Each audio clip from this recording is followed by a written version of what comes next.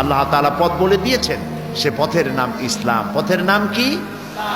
আর সেই ইসলামকে বোঝার জন্য আল্লাহ দিয়েছেন কোরআন শরীফ, আর দিয়েছেন যোগ্য নেতা, যাকে অনুসরণ করে চলা যায়। ওই রকম নেতা আল্লাহর আকাশের নিচে জমিনের উপরে নিষ্কলুষ, নিখুঁত, সলিড, এরকম নেতা পৃথিবীতে আর আসে নাই। তিনি বিশ্বনবী মুহাম্মদুর রাসূলুল্লাহ সাল্লাল্লাহু আলাইহি ওয়াসাল্লাম। ফাআইনা তাযহাবুন, তারে ফালাই রাখা যাও কই? কোথায় দৌড়াও? কোন নেতার পিছনে দৌড়াও? তিনি হচ্ছেন আসল নেতা, যিনি কোরআন দিয়ে নিজেকে সাজাইছেন। সুবহানাল্লাহ।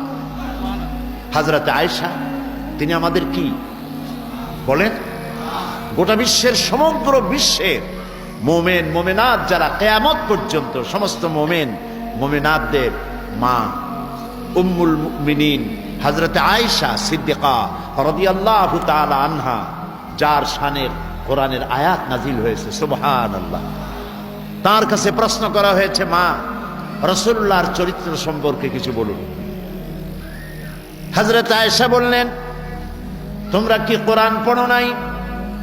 তারা বললেন, কোরআন তো পড়েছি। হযরত আয়েশা বলেন, কোরআন যদি পড়ে থাকো তাহলে রাসূলুল্লাহর চরিত্র জানার জন্য আমার কাছে কেন প্রশ্ন তুলেছ? কোরআনে কারিমে তোমরা যা পড়েছো তার বাস্তব নমুনা যদি দেখতে চাও তাহলে আল্লাহর নবীর দিকে তাকায়া দেখো। রাসূলুল্লাহ ছিলেন কোরআনের মুজাসসাম নমুনা। তিনি জীবন্ত কোরআন ছিলেন, চলমান কোরআন ছিলেন। আমরা তো কোরআন বুঝি না, বুঝতেও চেষ্টা করি না, বাড়িতে রাখি, চুমা খাই, মাথায় লাগাই, বুকে লাগাই, কোরআনের বোঝার জন্য চেষ্টাও করি না। সাহাবায়ে কিরামের মধ্য থেকে কোন কোন সাহাবীর সূরা বাকারার মতো একটি সূরা শেষ করতে সময় লেগেছিল, কারো কারো 3 বছর 5 বছর এরকম সময় লেগেছে একটা সূরা পড়তে। এই কারণে সময় লেগেছে, কারণ তারা ওইভাবে প্রতিযোগিতামূলক খতম করতেন না যেভাবে আমরা খতম করি।